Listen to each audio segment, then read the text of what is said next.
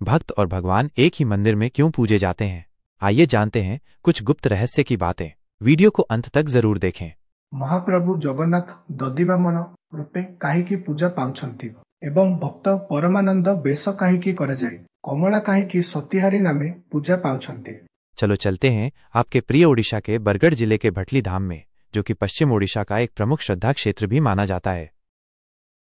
धारिथिबा भक्ति भटली धामर पवित्र कथा पश्चिम ओडिशार एक छोट ग्राम भटली, जहाँ एबे जनाशुना नाम होई पड़िछि द्वितीय श्रीक्षेत्र बोली। एठी अछि दधिवामन महाप्रभुଙ୍କ मंदिर, जेउठारे महाप्रभु जगन्नाथ बाल्य रूपरे पूजित हुअन्ति। एही मंदिर सृष्टिर पछरे अछि एक अश्रुभरा भक्ति बाथा एक सती बधू कमला और तांकर ससुरଙ୍କ विश्वास भरित जीवन गल्प। परमानंद और कमलाଙ୍କ घरर देवता एही गारे रहुथिले एक भक्त दंपति परमानंद और तांको कुलबधू कमला। सेमाने तांकर कुड़िया घर मध्यरे महाप्रभु जगन्नाथଙ୍କ और तांको बाल्य रूपर उपासना करुथिले।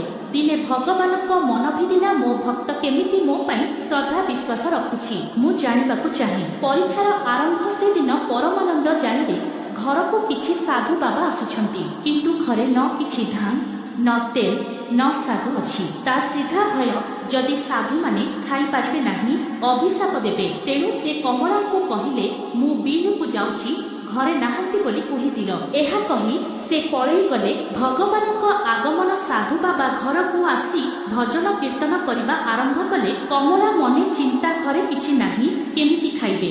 से भगवानଙ୍କ चरणे बसी कहिले हे प्रभु तुमे ही मो सहारा। समय बीती गला। हठात तांको सामनारे आसिले तांको सासुरा परमानंद रूप धरिथिबा जणे वृद्ध, जी कहिले चाबी नियो भंडार खोल। आश्चर्य और रोषेई कमला जेतेबेले भंडार खोलिले देखिले समस्त सामग्री भरी पड़िछि। धान तेल सबु साग मसला।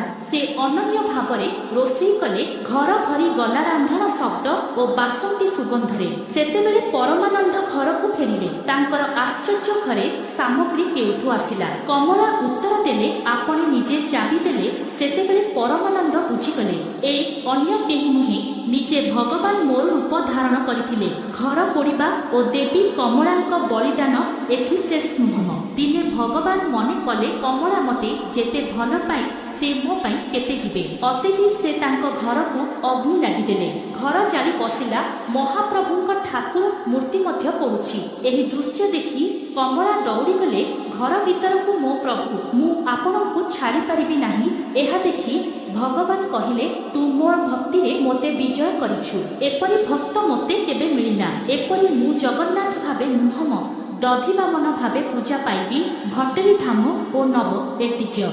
से दिन ठारू भगवान एथि शिशु रूपरे बसिछंती। घर जेउठी अग्नि लागिथिला से पाखरे ही मंदिर हेला। एथि रथ यात्रा चंदन यात्रा अति धूमधाम रे हुए। एथि महाप्रभुଙ୍କ भोग मध्य साधारण नुहे, अन्न भोग नुहम। पोल पिठा लागे। कमला एबे देवी होई सतीहारी नाम रे पूजा पाउछंती।